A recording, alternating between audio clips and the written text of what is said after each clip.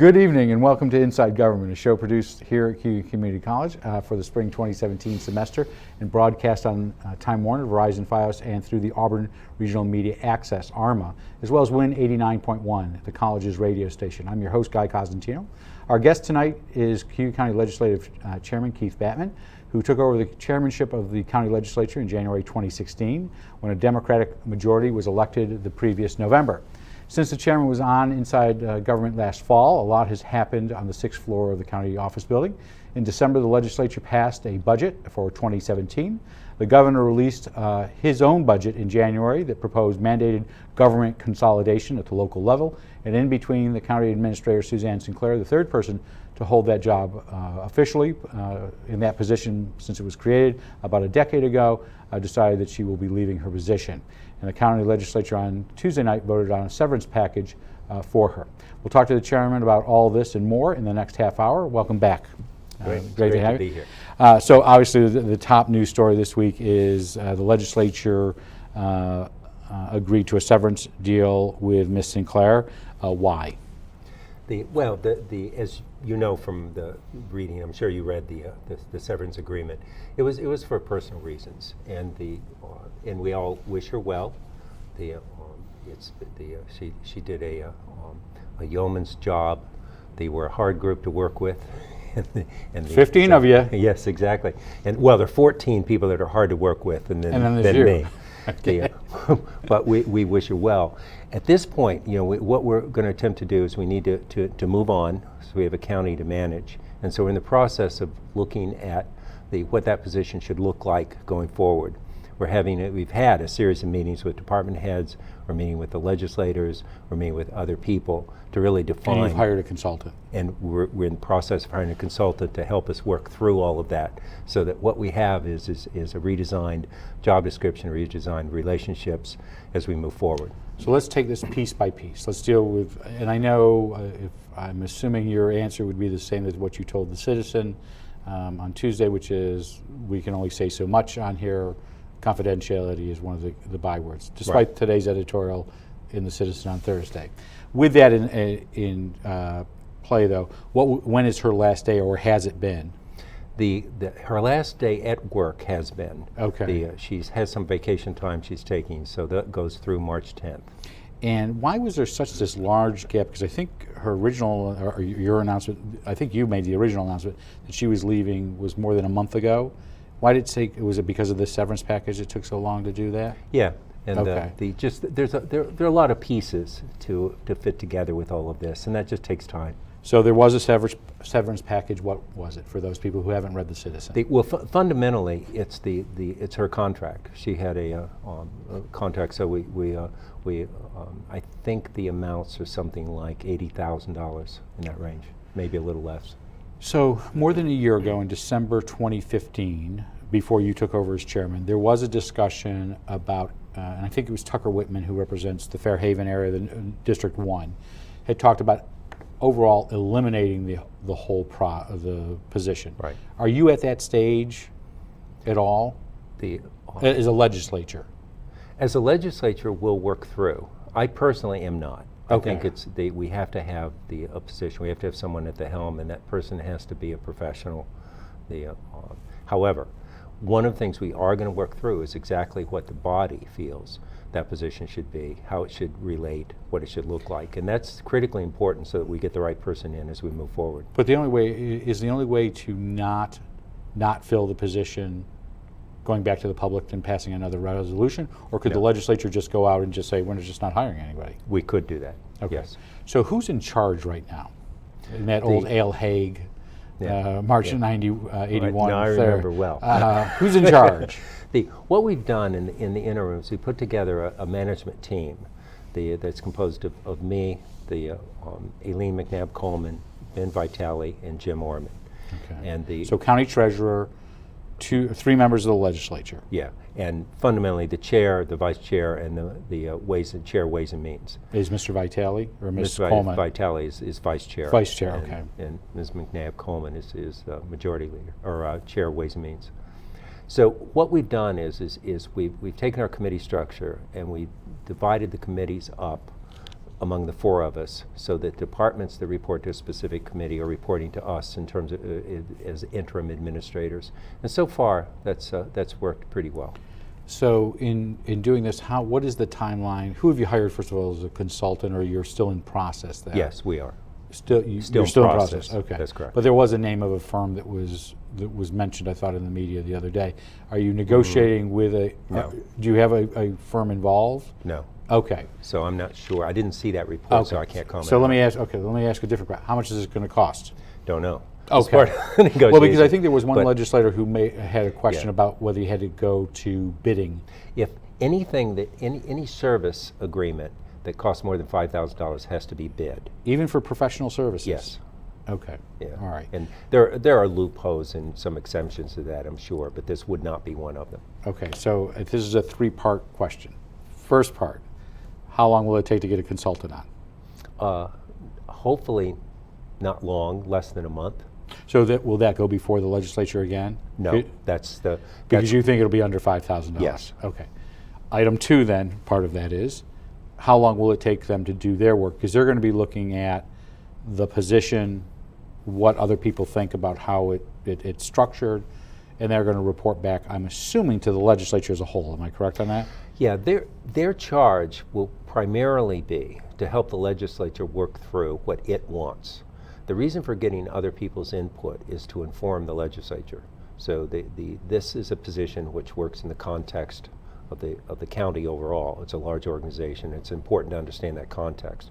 But fundamentally, what this person will do is facilitate a discussion among the legislators about how we need to move forward. And their report would be coming by the end of spring, beginning of summer, fall? Part of this whole process of negotiating with whatever consultant is identified, part of this will be that timeline, the cost, and so on. What I would hope is that we actually have gone through this process and we actually have someone in that position by the end of summer.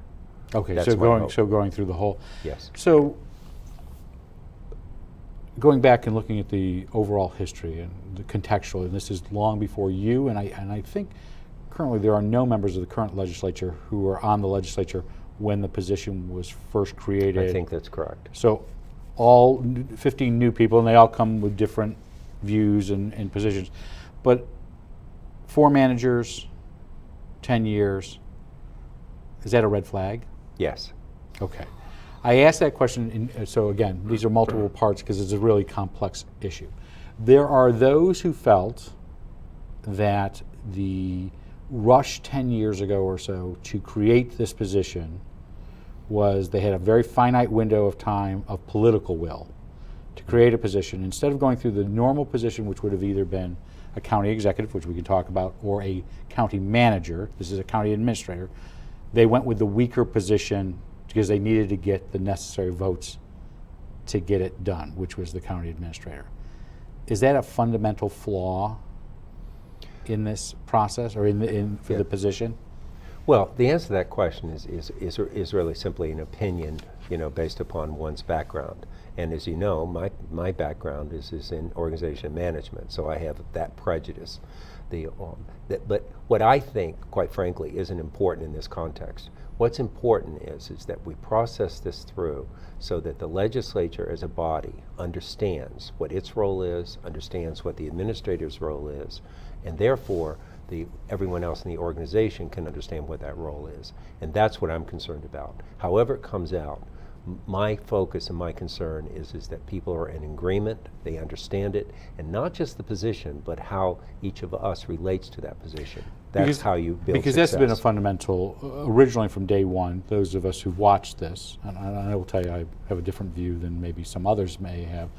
I always thought the administrator position, because it didn't have the strength of a manager or the political strength of an executive, which are opposites in the way they're set up, was the problem that if you had strong committees and strong legislators, that didn't allow the administrator to lead. And that was a question that maybe came up with Wayne Allen, came up with Tom Squires. I don't know if it, in hindsight we get to look back and say, okay, this is how it looked contextually.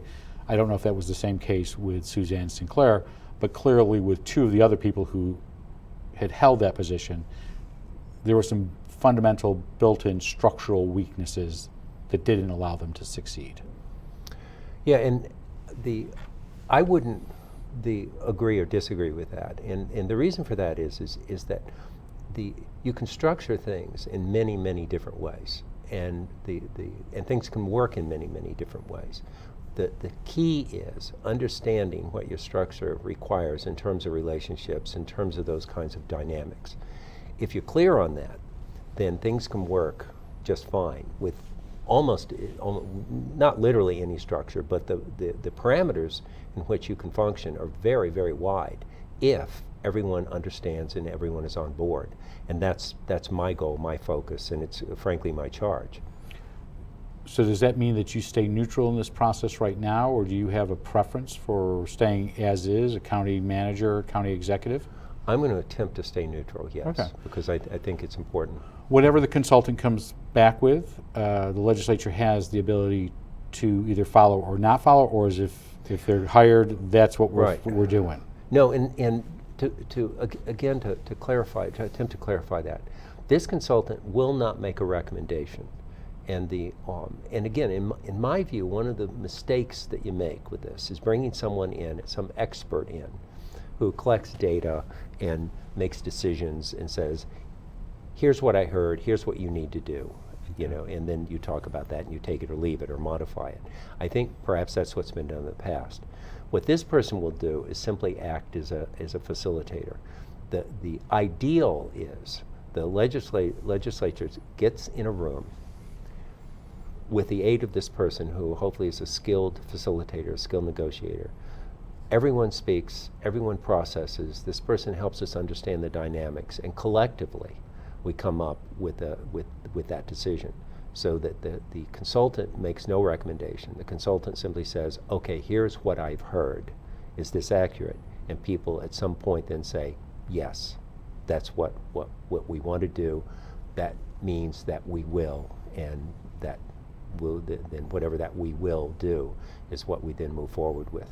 So there's an understanding of how things work, how they need to work, and how we move forward. That's what I'm after. You changing gears completely, you were not the one who was in charge of putting together the fiscal 2016 budget, because you weren't chairman at that time, but you are the one responsible for implementing it and getting through the fiscal year. How did the county make out in 2016? Well, we're not going to know until March. We're in March, so we won't know until later this month. We're only the second, so you're okay. Because of closing the books and so on.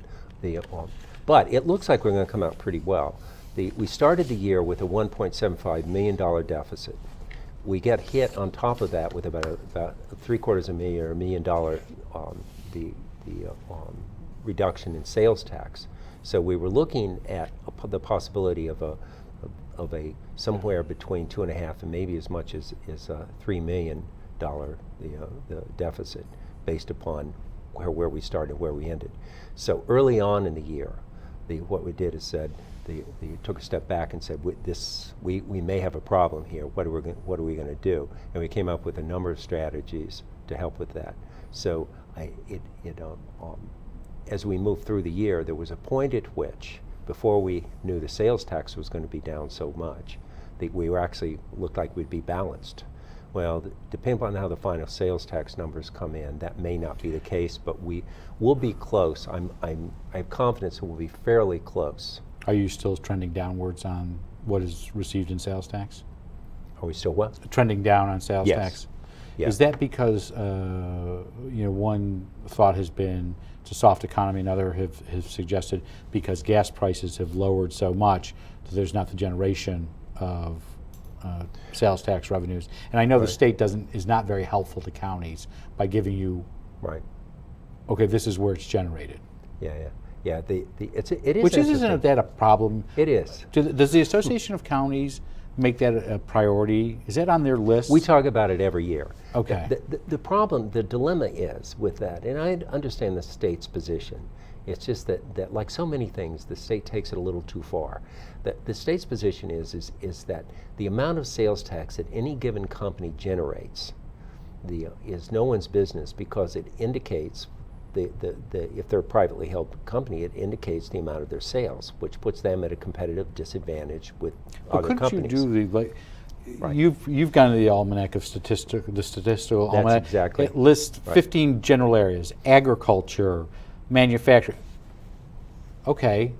Now, if you're in if you're, let's hypothetically, you're in Conquest, and I don't know what manufacturing's in, but if there's only one manufacturing, yes, I can understand that.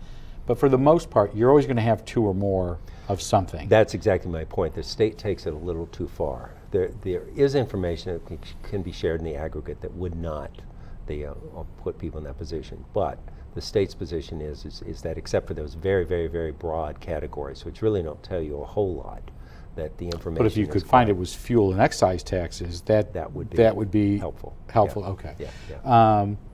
What is your not you, but the legislative budget was passed for 2016. That was passed in December of 15. Used a portion of fund balance. Was that roughly 1.5? Yeah, it was originally 1.75. Yeah. How much is in your current fund balance? Is in it. That's we won't. You never know these things until the books are actually closed. But somewhere between 17 and 20 million. And are you using much of your current fund balance for the 2017 budget? No. The plan would be to have a balanced budget. The draw this year is about 400,000, and quite frankly, in a $144 million budget, if you take predictable the steps, it'll be balanced. So when you were critical of previous years where they were using fund balance, it was about the proportionality. Yes. If you're using 1.7, that's a lot different than 400,000. Yeah, 1.7 you cannot. You can. 400,000 can be cash flow. Yes. You have to pay bills on a given month Right. or 2 months. Yeah. Yeah. Okay. Yeah, and so no, so I think the budget should be balanced at the end of the year, unless we've miscalculated, which is always possible. I mean, you take stabs at things, but we've taken our sales tax numbers, for example, this year. We took the actual numbers from before and reduced them slightly, and so we have pretty high confidence that our revenue will come in where anticipated. Were you what did the tax levy go up for this current budget? A little less than 1%. And that was under the 2% tax cap? Yeah, it was less than 1. Okay. And was there a question back in the fall about calculations on the tax cap? Oh, there's always this. But for the last 2 years, that's been an issue, hasn't it? The issue is that it's a difficult and convoluted computation. 2% is not 2%. I understand that, but it doesn't seem the school district or the city has had the same problem that the county has had 2 years in a row. Their computation is different. Okay. It's like when I was supervising Scipio, right, many years ago. There were, I'm trying to remember, and so this is you may not quote me. And I'm glad we're not being recorded. Absolutely. It's But, just between you and I. Thank you. But there were like, as I remember, 3 or 4 steps in computing our tax cap in Scipio. It was pretty straightforward. Take this, subtract that, add that. That's it. Well, with the county, it's a 400 or 500 step. Right. I exaggerate a little, of course, but it's much more complicated. And there's opinion. Is this one of the things that's excluded? Okay. How about this? How about that? And those are opinions. It just and seems so it like makes that it for hard. 2 years in a row, at the last minute, it seemed to change, which seemed odd. Right. Okay. So not to belittle that you're 2 months into your new budget, let's talk about 2018. Where are you in the planning stages for 2018, especially since you don't have an administrator in place? We haven't actually started the 2018 process in earnest yet. It's a little early, but we're always looking. Everything we do, we're looking to the future in terms of budgetary impacts. Anything got you worried? No, not yet. Okay. And they'll see. One of the things we're doing for the long run that may not have impact in 2018, but will have impact going forward, is a look at our total our organizational structure and a look toward how we need to reorganize to be more efficient. And what that comes down to is this. The way I've explained this is that if you look at our revenue stream, fundamentally we have property tax and sales tax, neither of which are going to go up. We can't increase taxes and forget the 2% tax cap. That's not the issue. The issue is people feel and are taxed too much. And so we can increase property Jeff Carozolo taxes. said in that seat last week, and he said, we, because of their calculations, he could raise taxes by 3.94%. I said, will that be your last budget that you Yeah, ever? exactly. You can't do that. Because the public could just revolt on right. that. And for good reason. So would I. So would you. I mean, so that's pretty stagnant. Sales tax, we have very little control over, and is not going up. We simply cannot count on a big increase in sales tax. Those are our primary revenue sources. If you look at expenditures, the department heads have worked very hard to find the nickels and dimes in their budgets. But now you go to real they'll bone, continue don't you, to. if you have to make cuts? Exactly. So now we have a real problem. So where do we look? Well, we have two choices. We can just start drastic cuts, or, as we're doing, we can really look at how we're organized. We can do a total institution-wide, organization-wide look at our department structure, who reports to who relates to who, And how all will this works. those plans be We released? did that is an absolute long-term process. Okay. We have in fact we released an RFQ to find someone to help. Request for qualifications Yeah. for what? To find somebody to come in To and, find someone and help us. so rather really than doing look. it in-house is, Yeah, because this is a huge process, and that I hope results in long-term reorganization that results in long-term and sustainable organizational changes that result in operational and changes. is it tough to put a budget together without a county administrator? Well, we haven't done it yet, so I'll Okay. let you know. Ask me in 6 months. We'll have you back. Governor released his budget back at the end part of January. Cayuga County, in fact, was mentioned a couple times because of lake water quality. But from the county's perspective, how did counties overall, specifically Cayuga County, make out in the budget? The issue with the state for counties is always and continues to be the unfunded mandates. Did he give you any extra money to cover any of those? No, and that's always. I always ask that question. I get the same answer. By the way, I've been doing this for 12 years. It's the same answer, but I ask the same question. Yeah, and there would appear not to be any new unfunded mandates that will. But they may make not it necessarily through. come from the governor. They may come from They the may legislature that passes that thinks you Yes. need to have rubber bands that are a certain length. Right, exactly. So until that budget's done, it's actually dangerous to comment. The budget looks great. Well, we'll see. So are you telling the legislative delegation, that's Bob Oakes, Gary Finch, Senators DeFrancisco, Seward, and Helming, are you asking them for anything in this budget process? There's some specific things we're asking for support with water quality issues, and we're going to be pursuing those. We're certainly asking them to work on mandate relief, because one of the things that is frustrating for me, and I can't speak for anyone else on this, but I hear the mantra from our elected officials is mandate relief is a critical issue, and the governor has to do something. And from my perspective, I'm thinking, okay, the governor does have a role in this, but I would have thought you do too. Right. And my question to them is, okay, what are you doing to promote mandate relief? Because that's what we need. So other than wanting mandate relief, is there anything in the budget that the county or counties as a group are opposing? I'm trying to think all of the things in the budget, because there are a number of things that are of concern. The biggest one, probably, the two biggest ones that I think we have some hope of getting some relief on, the legislature last year, they passed an increase in the salaries of the district attorney, but did not fund it. Now, Okay. that doesn't. So you haven't gotten a reimbursement? No, and we won't unless they. So the DA's salary has gone up by mandate, but you have Right. not been reimbursed for it? Exactly. And Okay. that's a problem for us because we're a relatively small county. Onondaga, Monroe, they just absorb that and it doesn't matter. But for us, that makes a difference. There's some hope that gets corrected. The other big ticket item that I think there's some hope gets corrected is with assigned counsel. There are a number of new requirements. Fundamentally, the having to do with who's eligible, and the number of people that are eligible has been expanded. That's going to cost us a lot of money. The different arraignment process, and there's some hope that we get some relief from that.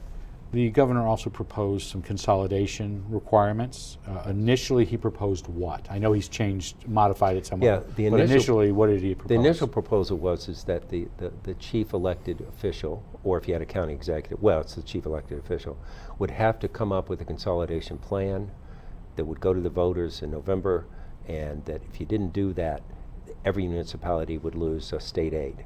And he was doing this arbitrarily on his own authority without involving any. So yeah, he is. It was part of his budget. Right. So he has changed that to now Yes. say what? So now what he's saying is that still the chief elected has to come up with a consolidation plan, but there's no penalty if you don't. And if you do, and you see some savings, then the state's going to match So it'll those be savings. incentivized versus penalized. Exactly. Right. And this is not for school districts necessarily. This is really towns, villages, the Yes. county, and the city. Right. Anything on you're the chief elected. I'm assuming. Is it you? It is me. So yeah. what's on your plate for? Well, or have you given that thought? No, I haven't given some thought. Okay. And by the way, one of the proposals of the New York State Association of Counties is that school districts be included in that. Because to exclude school districts in counties like ours, does not make sense, because we do things with them now, and we could do potentially more things with them, and so they should be included. Whether they are or not, we'll see.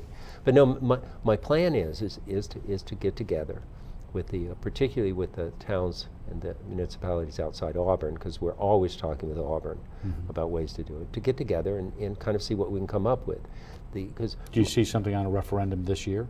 We certainly will try. Okay. Because but you're not mandated to at this stage. Right, exactly. But it's always good to talk about ways to save money, always. So speaking of November, we'll end with this. We always mostly get a little bit of politics in here. How many members of the legislature are up this year? 7. Wait, 15, let me count. 7. Well, I asked that because one legislator was appointed was Grant Kyle. 8. He is right. He's an independent filling Mark Farrell, who was a Democrat seat. Do you expect him to run this fall? I understand he is, yes. And will he be running as an independent, as a Democrat, or you don't know I haven't yet? had that conversation with him yet. But either an independent or Democrat, maybe both. And any indication that anybody who's up for re-election this year won't be running? I don't think anyone has officially said they're not going to run. I'm up for election this year, and I can take this opportunity to announce that I am seeking re-election. So you re-election. are seeking re-election, okay. Yes. Well, we will have you back here in a couple of months if you have an opponent. We were going to ask you if you're running for re-election, but we'll have our forums come November with the members of the legislature. Great. Thank you. Our guest has been Cayuga County Legislative Keith Batman. We want to thank him for joining us to give us a county update specifically on the budget and also the departure of Suzanne Sinclair, the county administrator. So thank you for doing that for us. Thank you. In a moment, we'll be right back with the Beyond the Front Page featuring the Cayuga County Drug-Free Coalition and their new project coordinator, Jolynn Mulholland, and another guest. The show will focus on her new position and the $400,000 grant that pays for the coalition through the not-for-profit Confidential Help for Alcohol and Drugs, better known as CHAD. A programming note, different from what we told you on Tuesday. We will be off next week so that students can take some exams here in the studio. We'll be back on Tuesday, March 14th. On Inside Government will be Auburn City Manager Jeff Digert with a city update. We most likely will be talking baseball at that, because the city owns a baseball team. And on Beyond the Front Page, we hope to bring you a special show with representatives of the Make-A-Wish Foundation, an announcement they'll be making with local attorney Steve Pisarcik, who has been very key in the local Make-A-Wish endeavors here in Cayuga County. Over the next couple of weeks, we'll have several other guests in the studio on Inside Government. Senator John DeFrancisco will be, and we're also trying to work out a schedule for Senator Jim Seward. On Beyond the Front Page, we'll talk to Cayuga Center, Seymour Library, and we'll have a discussion about the Women's Rights 19K in Seneca Falls, among other topics. Before we go, though, we would like to let you know that you can send us your thoughts and ideas for questions at cozguytho@aol.com, or Inside Government or Beyond the Front Page at 141 Dunning Avenue, Auburn, New York. You can also go to the ARMA website, ARMA, and look up the schedule. We've expanded our plays for both the Verizon Fios and Time Warner, and as well, these are shown live on YouTube, and they also appear on the Citizens website. I'm Guy Cousins here for Cayuga Community College. We want to hope that you have a good night and a great tomorrow, but stick around for a few minutes to have a different conversation on Beyond the Front Page. And they'll tell